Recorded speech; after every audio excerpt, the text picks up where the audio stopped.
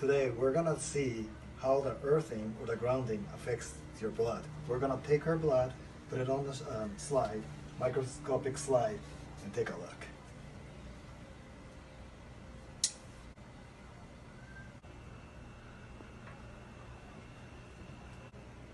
As you can see, all her red blood cells are stacked up. And see, let's go see if the earthing can help improve a little. They're actually earthing right now, and they're just starting to ground. So we'll see them back in 10 minutes. Let's see how the earthing or the grounding has affected her blood.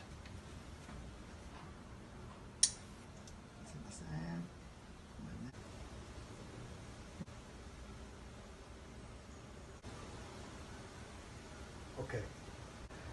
As you can see, the blood, before and after the earthing is obviously changed.